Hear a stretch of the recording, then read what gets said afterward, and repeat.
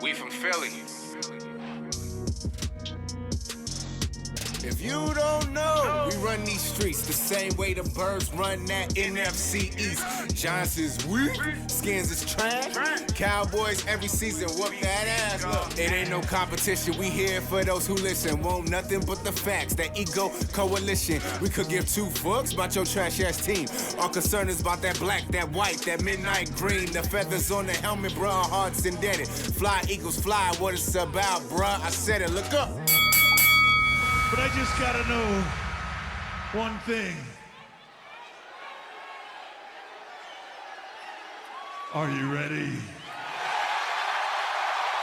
No! I said, are you ready? They will find a he steps up, he's hit, he stumbles, he is throwing it deep for the end zone, and it is kind of a roll, and the play, and the game is over. The game is over. The Philadelphia Eagles are Super Bowl champions. Eagles fans everywhere, this is for you. If there's a word. What's up, home of the world champions of professional football, Philadelphia! We are live! Broadcasting for the final time from the beautiful new media studios right outside of Philadelphia. Welcome to the 4th and Jawn. What do we even call this thing? What do we call it? The Super Bowl champion show? The We Finally Did It show? The Philly Special show? I don't know. What do we call it?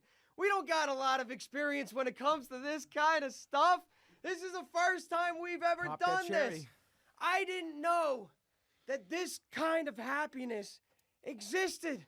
How could I? We've never won a Super Bowl. I didn't know how much that monkey weighed until we put it down. Because how are we supposed to know? We never won a Super Bowl. I didn't know the joy it was to walk through the door after I got home from Philadelphia, hear my kids scream "Daddy," and go and give them a hug. And knowing that they will be raised just like I was raised, just like Big was raised as an Eagles fan, but they will never have to deal with the "you have no rings" bullshit that we all had to suffer through for years. We don't have to worry about. I didn't know the relief of not having to worry about, will the Eagles finally win one before our parents fucking die like their parents did?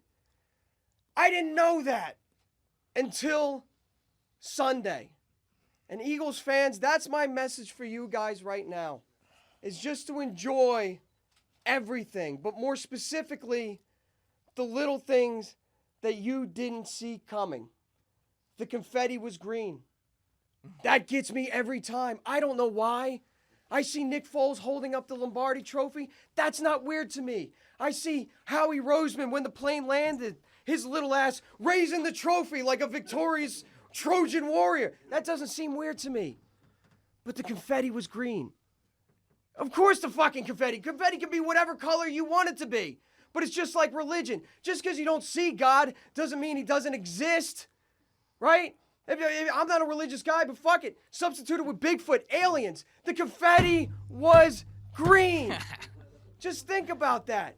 Enjoy those little unexpected moments. Whether it be Gale sitting across from his father from the first time as he raised him to be an Eagles fan, enjoying a meal, talking about the Super Bowl. Whether it be Mike getting laid for the first time. Congratulations, Mike. Put a bit of attribute. Put a bit of attribute, this guy. They told me it was the best 30 seconds of her life. Damn fucking straight. Whether it be Evan, knowing what it's like for the first time to wander the streets of Philadelphia during a semi-riot, drunk, concussed, and bleeding. Ladies and gentlemen, enjoy those little unexpected moments. And that's really all I have to say. We are Super Bowl champions. We are Super Bowl champions. And before I toss it off to Gail, this is the last show of 4th and Jawn for what is really a miraculous, unexpected season. And on behalf of myself, my family, who hosts those tailgates, who hosted the Super Bowl party, on behalf of the best group of guys you could ever want to spend a Tuesday night with and tailgate with, on behalf of this show, I just wanted to thank you guys and everybody in studio here. Thank you guys for allowing us to be a small part of this epic journey to a Super Bowl win. So thank you guys. Thank you all so Appreciate it. much, for real. Gail? Gail? Fucking Yeah, Gail. buddy. Yeah. Gail?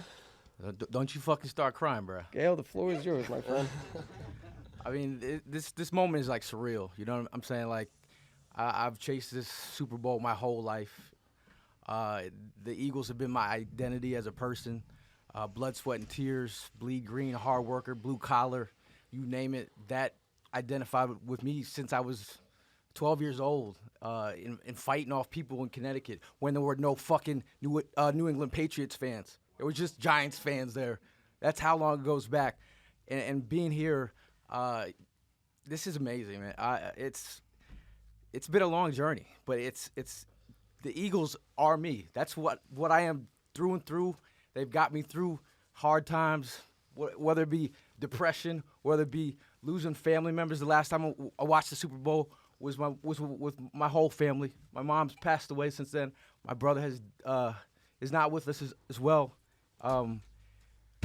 You know, these moments, you enjoy these moments. You cherish these moments because you don't get them all the time. And at the end of the day, it's the Eagles, the Philadelphia Eagles brought me out of my shell. I wouldn't be in this room if it wasn't for the Philadelphia Eagles and EROCK, meeting EROCK and getting out of my comfort zone and enjoying the Philadelphia Eagles like I knew I could. You know, I was an analyst working with NBC Sports. I am a fucking fanalist now. I like that. I am a true fan, and I have so much more fun meeting people like you, seeing your faces, hearing the words come out of your mouth, reading your posts about the Philadelphia Eagles. You guys are so fucking passionate, and for me, that's what this fan base is. You know what I'm saying? That's what it is. So when people talk about Philadelphia Eagle fans and talk about the ill wills of, you know, fucking, who cares if they knocked over a awning or you set a fire or flipped the car over? 2 million people, 2 million people having the times of their lives and remembering their family members and just having the most joyous day of their lives. And that was my fucking birthday. And That was your birthday, man. I had the fucking best birthday present. My girl got sick. She had the flu. She couldn't make it on my birthday. I was upset because I just wanted to see her. But, you know, the Eagles they carried it through, man. And they carried it through all the way to Broad Street. We did beer bong baptisms in the middle of fucking Broad Street. Cross that off the bucket list. We had an amazing day. And I don't, you know, people are like, do you do drugs? And I'm like, no, but I do the Eagles. And not to misquote the great Rick James, the Eagles are a hell of a drug. It's a celebration, bitches. It's a celebration, bitches. Yeah, Tom Brady, fuck your couch. Fuck your Fuck your couch. couch, Brady. And we're gonna go and take a reflection upon really the entire season. Because when you sit there and think about it, I don't think any of us standing in this room have really digested everything that just happened, not only on Sunday, but looking back bit by bit by bit by bit of the different storylines and how those all added up at the end of the day, going into Sunday, feeling like destiny. It felt like destiny. Yeah. The stars aligned, whether it be the fact that it was Jerome Brown's birthday, whether it be the fact that Brian Dawkins got inducted into the Pro Football Hall of Fame or announced for the Pro Football Hall of Fame the night before, Whether it's Doylestown very own Pink singing the national anthem, getting sick before that with the flu, and fighting through it, adversity, just like the Philadelphia Eagles did, the stars were aligning. And in the end, the confetti was fucking green. The confetti was green. This game was a perfect reflection of the Philadelphia Eagles season, too, because the first, you're nervous, you don't know how it's going to go. They end up offensively, Nick Foles starts playing the game of a lifetime. He's throwing dime passes, and everybody's a contributor. Alshon Jeffrey, who turned down a deal for more years with the Minnesota Vikings just to play with Carson Wentz, has the game of the year. Corey Clement, a guy Corey Clement, who not too long ago visited the NovaCare complex as a student and stood in front of where the Eagles hold their press conferences and Instagrammed the photo that said, maybe one day. Undrafted rookie free agent who didn't even know if he was going to make the roster, plays a tremendous role in the Super Bowl. Zach Ertz. Breakout year, maybe? Who we were waiting for that breakout year, catches the game winner. LeGarrette Blount, who's a cast-off from those very same New England Patriots, playing a big role. Derek Barnett with that fumble at the end of the game, grabbing that fumble. Our first-round pick coming by way of Minnesota. How fitting. Chris Long, Chris Long playing a hell of a game. Brandon Graham, who many people, including myself, doubted. And what did Earl Thomas instead? Coming out clutch. It's just such an unbelievable story. And then they go down in the game. Oh, no. It's Tom Brady and the Patriots. Here he comes. They're behind. But the Eagles, when they lost Carson Wentz, had the odds stacked up against them, didn't they? And Zach Ertz ends up in the end zone. And then that last play where the collective buttholes of Philadelphia were puckered up and everybody was holding their breath and the ball drops on the ground and the confetti was green. The confetti was green. Mike, working our social media today, as always. Philly Mike, you were there at the Super Bowl party. You were there on Broad Street partying with us. How are you tonight, my friend? So many emotions was going on, man. It was just so many things happening in my head at once. I was sitting on top of our table with my head down for like a good solid 5 minutes. Just so many things going on in my mind. And I was like, you know what? Look how far we come just this year. We all met up this year. We went to the NFL draft in Philly. Then we had, right after that, we did the open practice together. The whole crew showed up. It was amazing. And then he had just we had the TV show. We had the Football Fanatic TV show, all of us together, almost the whole crew, the tailgate crew together. And then the tailgates were unbelievable. One of the best moments of my life, everything. Then the playoffs, we were home for the playoffs, doing tailgates for that as well, being with all you guys. And then all of us were together again to witness history. We witnessed the Philadelphia Eagles winning a freaking Super Bowl! Just, oh my God. It was just so many things going on in my head.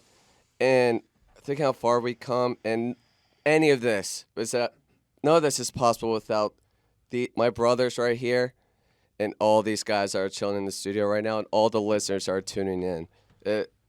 This season, you can't make this shit up, y'all. You can't. It's just an unbelievable story. It's a script that is so uniquely Philadelphia that you couldn't written it up any better. No. The underdog story, a perfect reflection of the city that bears the Eagles' name, as a team that nobody gave a chance to. I think that's what makes it so unbelievable when you take a look back. Guys, when we opened up the season against the Washington Redskins, did we really think about it? Did we really honestly and truly think that we'd be sitting here in this studio in this position right now? Did we ever in our wildest bullshit, Gale? The stats in the envelope say otherwise. The stats in the Maybe envelope, you're saying yes, y'all are lying right now. Y'all are lying. You got the envelopes? I don't know. Justin might have to. I don't think we have the Yeah, we don't have the Okay, we were all fucking that's wrong. okay. We were not even close. And you know what? One of the beautiful things about this victory is that it ends a New England Patriots dynasty. I mean, people have been tweeting me all day saying, "Oh, it's not over, motherfucker. It's over. It's over. It's over." Fucking Patricia goes to Detroit. And apparently, we just got news today that McDaniels backed out. McDaniels backed out of the Colts job. Why would he back out of the Colts job? Because Belichick is done. I think Belichick's out of there. Tom Brady won't comment on his future. Gronk won't comment on his future. Patriots fans. About to become Bills fans. Yeah, when it finally dawns on you that this dynasty that you've had, this incredible run of the last 15 years of pounding your chest, when before 2001 you were nothing but Cleveland East. You were nothing but a bunch of crybabies whining about how you never won championships and that you were passionate and everything you fucking dogged the Philadelphia fans for saying. Yes, you did. This is over. And the beautiful thing for the Philadelphia Eagles is this is just the beginning.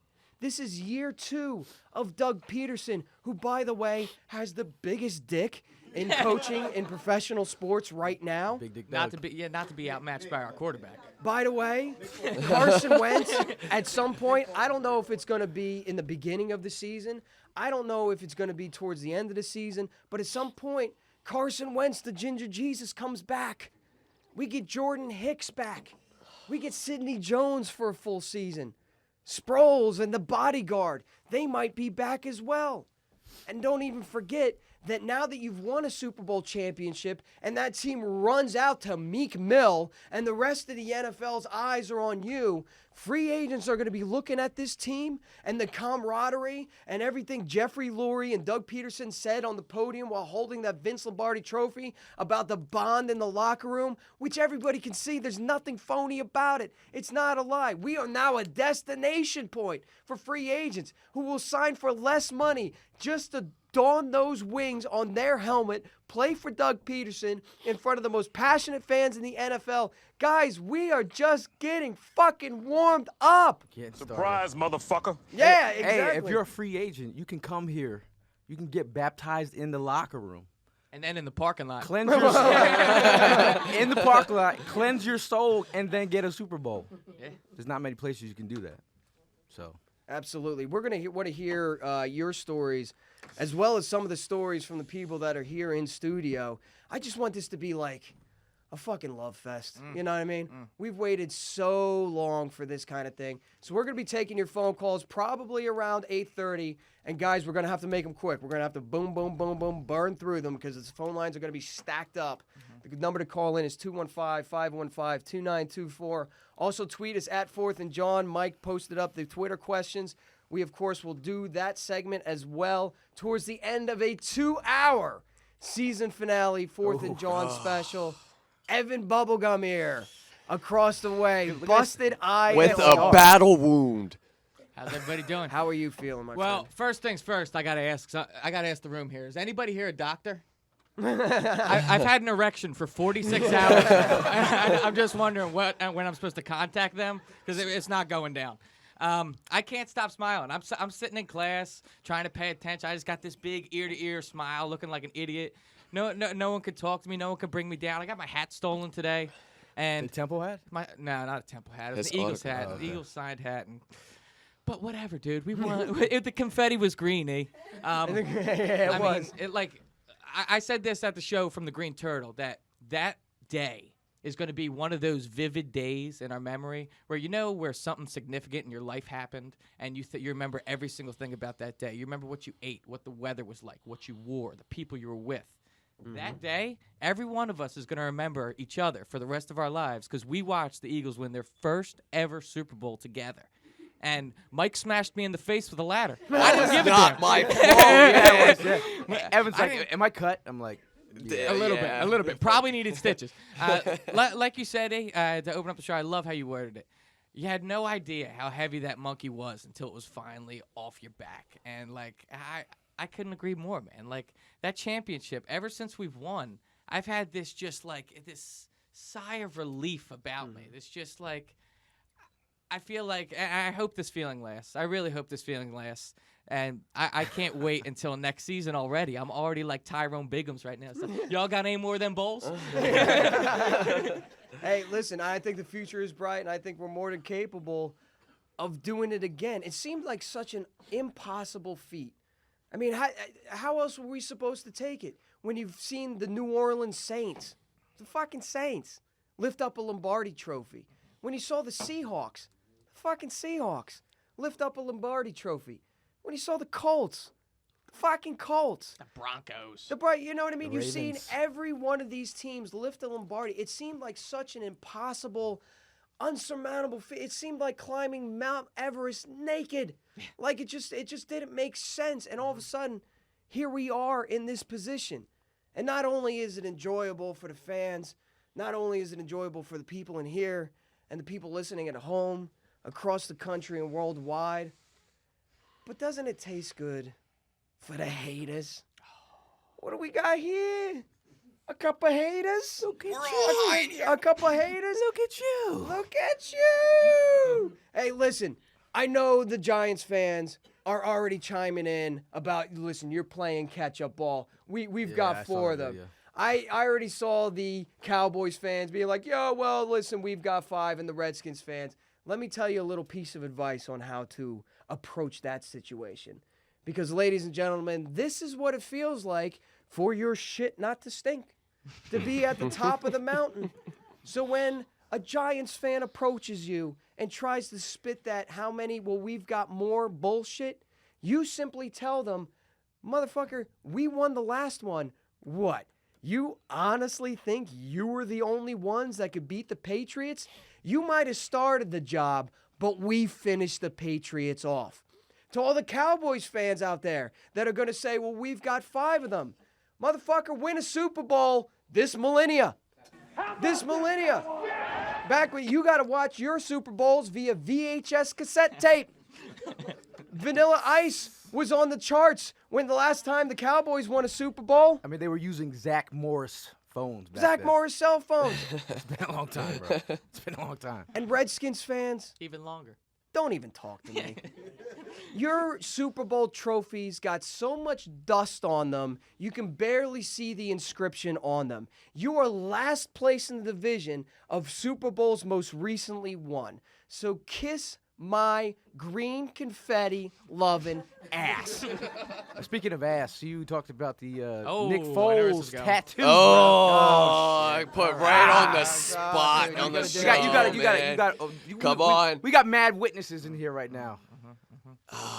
Are we getting the Nick Foles tattoo on the ass? Yeah. Are you really gonna make me do Yes. this? You kept on the down low for so long, and now you're just put on the fucking spot right now, man. Mike's gonna film it. I'll be in the other room. It's being filmed everywhere right now. You see this shit? When you I hate all get the you tattoo on your I regret. You can't handle the truth. Oh my God. Well, listen, Jackie, if you're listening, I'm sorry. But from now, moving or in the near future, moving forward, might as well put that on right there. not only are you going to have to make sweet, sweet love to me, but you're going to have to look at Nick Foles while you're doing it. Surprise, baby! Yeah, it's going to happen. Speaking of Cop Izzle, I think we do have a Cop Izzle. He was feeling pretty good after the Super Bowl, right? He was feeling a little bit. happy. He was in a celebratory mood. Why don't you play that little Cop Izzle clip for us? I'm sitting there having to fucking watch the fucking Philadelphia Eagles win the fucking Super Bowl after watching my fucking team, this one, go 3-13, and we're fucking dancing in a Super Bowl commercial. I love it. I love it. How absolutely sweet it is. I want to get some comments from the people here in the studio. Pukey, why don't you run up first? Pukey's here. He is sober, thank God. I don't think it was that way. Where were you watching the Super Bowl, man? I was at Xfinity Live watching it with everybody. Yeah, yeah. And what I saw pictures of that place. It looked like it was like just shoulder to shoulder. Nobody could move. Was it as insane as it looked in the photos? Just about. You couldn't move, barely move. You can barely get by. It was all worth it at the end, the celebration at the end. And you know what? Every time I go back to that place, that one spot I was in, watching the game in its entirety, I'll always walk by and say, well, that's where I saw the Eagles win Super Bowl 52 at. And when they won that game, man, I dropped to my knee. First off, I was looking around for maybe 30 seconds saying, well, where's the penalty flags at? This never happens to us. Yeah. And then when I saw Doug Peterson going crazy, I just dropped to my knees and started crying tears of joy for, I don't know, 5 minutes. So I told you guys. crazy. I never thought I'd experience this feeling of my football team winning a Super Bowl in my life. And here we are. I told you guys Gene Steratore was the man. Gene Steratore was not going to screw us, because if you look at the end zone shot of that final play when they lofted it up there, I don't know what number that jersey was in green, but there was a... It doesn't matter! It doesn't matter, exactly. It doesn't matter. Gene Steratore let the boys play. I know there wasn't many flags. How many flags were thrown against the Patriots? Like one? One? That's some bullshit, though. Whatever. He didn't, as far as overturning the Zach Ertz reception in the end zone, like, he called that right. He let the end of the game play itself out. He didn't call any bullshit penalties. Like, Gene Steratore will forever be my hero for not fucking up that Super Bowl. Remember, not too long ago, the Seattle Seahawks were screwed out of a Super Bowl against the Pittsburgh Steelers. Like, that was the referee game. The Seattle Seahawks got screwed out of a Super Bowl. He let the boys play. Gene Steratore, hey, listen, you're on my Christmas card list. We got Chizzy Gets Busy in the studio. Chizzy, you were there with us at Keene. The most memeable face. The most memeable on face Twitter. on Twitter. How are you feeling today? Kind of share some of your experiences. I'm feeling pretty good today. Yeah, I watched it downstairs. I guess everybody else was upstairs, but I watched it downstairs with other people. When the ball fell, I think I blacked out for a few minutes, to be honest with you. Like, I feel like I blacked out, and then I just remember waking up, like, on the ground, and I'm crying. And I cried for, like, 5 minutes. And I just got up, and I hugged everybody. And then it just, from there, ran out to Broad Street. Fucking Jaeger bombs. Everything. It was... I never thought it would happen, though. Just like Rob said, I'm almost 30. I never thought I'd see it. Yeah. It happened. Yeah, wow. And it's real, and it's ours. In 04, we expected to go. We expected to go in 04. This was such an unexpected, like, it's so impossible and so unexpected. I think that's what's part of creating the magic that is this Super Bowl, because we didn't know we'd be here. You know, I think when you look at this football team, you know, I think whether if they're religious or not, there's a belief system that was instilled with all the players, whether it's, you know, Carson Wentz with his religion or just Doug culture, you know, nurturing this culture in the locker room. You know, you look at all the coaches beforehand didn't take it serious enough, but Doug came in and got everyone believing and buying in. Emotional intelligence. Emotional intelligence. And then in return, the fans bought in. Yeah. Absolutely. You know, how many fans did you walk up to the day before the Super Bowl and say, I feel confident? A lot. Oh, yeah. A lot. In Philadelphia, you don't hear that. You No. don't hear that too often. It took this kind of team, this kind of coach, this kind of quarterback, and this kind of storyline to quench Negladelphia. I mean, listen, in Philadelphia, it may not be raining. It could always be sunny, but the sky is falling. You know what I mean? This isn't going to happen. No more. No more. No more. And I think that's going to change the culture of this fan base, because we're going to take a look at it, knowing it happened before, knowing it takes a lot of hard work and dedication and some lucky breaks along the way. But it's not impossible. I think this is going to change the entire culture of the fan base. Biggie, why don't you get up here? Big. My brother Big is in the studio for the first time. He made it in the studio. What's up, everybody? Traveled all the way from Atlantic City just to be here. Big, man. my brother, how are you? Some business. Doing well. So, obviously, this is special for me, my family, but really the family that's here today, the family of the city of Philadelphia. It's really an amazing storyline that happened this year. Just to recap on like some of the things that happened last year. Let's talk about that, right? So we had, maybe a gun incident at an airport. Okay. Okay. Yeah. Nigel. Maybe somebody might have gotten arrested for like some weed and some speed and stuff like that. All right. Hollow points, hollow points, hollow points.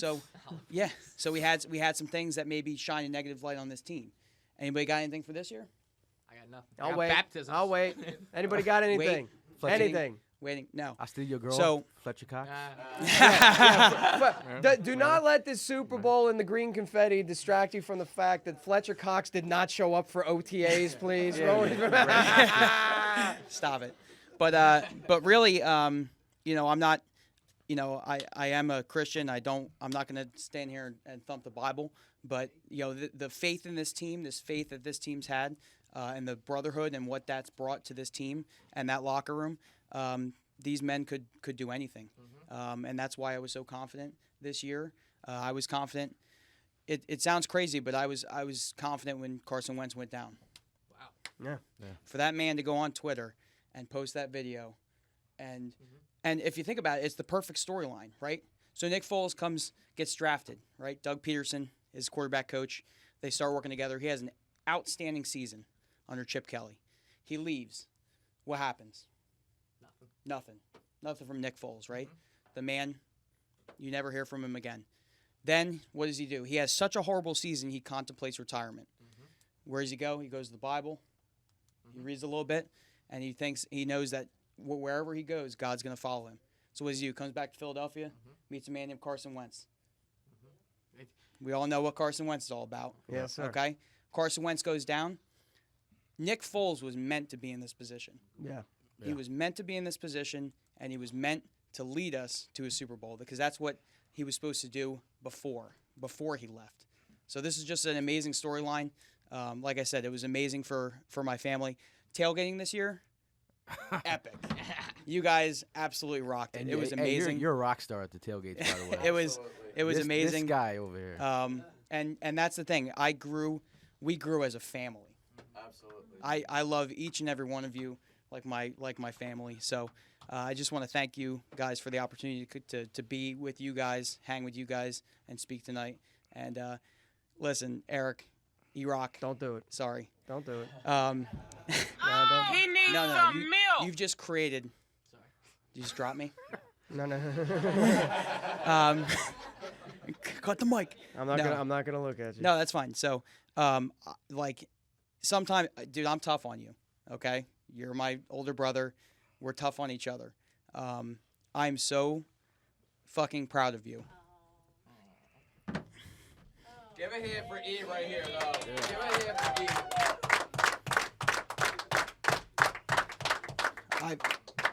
I've never met so many awesome people, and it's all because of you. Every tailgate, somebody's coming. There's people here from Florida to see you. California. San Jose, California. California. We buddy. saw Texas. Yep. My Canada family came down. Okay, I'm really fucking proud of you. Okay, so I want you to know that. Fuck you, Big. I'm out. You got me, you son of a bitch. I just want to, I can't sing. All right, I just want to read, you touched on Nick Foles, and I just want to read something that, a quote of his. I think the big thing is don't be afraid to fail. I think in our society today, Instagram, Twitter, it's a highlight reel. It's all good things. And when you look at it, when you think like, wow, when you have a rough day, my life's not as good as that, you think you're failing. Failure is part of life. It's part of building character and growing. Without failure, who would you be? I wouldn't be up here. Somebody's mom is calling them, by the way. Oh, it's your mom? Hey, Mom, we're live on the air. We're going to call you right back, okay? Oh, put her in the bathroom. Put her in the bathroom. Where was I? I wouldn't be up here if I hadn't fallen thousands of times, made mistakes. We are all human. We all have weaknesses. And I think throughout this, it's been important to be able to share that and be transparent. I know when I listen to people speak and they share their weaknesses, I'm listening because it resonates. So I'm not perfect. I'm not Superman. I might be in the NFL. I might have just won the Super Bowl. But hey, we still have the daily struggles. I still have daily struggles. And that's where my faith comes in. That's where my family comes in. I think when you look at the struggle in your life, just know it's an opportunity for your character to grow. And that's just been the message. Simple. If something's going on in your life and you're struggling, embrace it because you're growing. And that's something that I always gave credit to the Eagles fans for doing. Not only embracing the struggle, but wearing it like a badge of honor. We wore it like a chip on our shoulder. And without the struggle that we went through as a fan base, not only Nick Foles and his career, but the struggle as an entire city, as a fan base, if we hadn't gone through that, this victory would be just like a Patriots victory. Just another ring on another finger. This meant more to us than anybody in the world. Anybody. And it's because we struggled. And it's because we had the failures. You can't know this kind of sweetness without knowing that kind of disappointment. And that's what makes us uniquely Philadelphia. And that's what makes this team so incredibly special. Yeah, dude, before this show, I came from my grandparents' house, and I'm asking them, I'm like, you guys going to go down for the parade? They're right in Philadelphia. And they're saying, you know, they're in their late 70s. Like, yeah, it looks, from the night that they won, it looks a little bit too wild. I don't think I'm going to be able to make it out. And I just got to tell you, man, I am so grateful that we won it at a time, at this that in this point in my life, that I'm able to fully experience this. Because, like, even though there are people that have come and gone and lost their lives before ever getting to see the Eagles hoist a trophy, like, there's still people out there that, like, aren't getting the full experience that we're all getting down there on Broad Street, just raising hell. Yeah. And just, like, I wish I could relive that night over and over and over again, man. That was just the greatest. Yeah, that was electric, man. It was so much fun. I was just looking at the pictures, you know, just scrolling through your phone. I can't stop looking at them. I just keep on looking at them.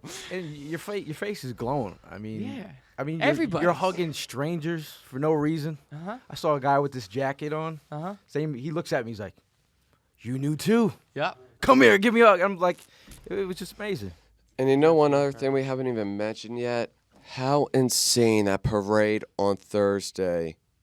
That parade is going to be something completely incredible. Mayor Kenny is totally underestimating the people of Philadelphia, as Chizzy pointed out.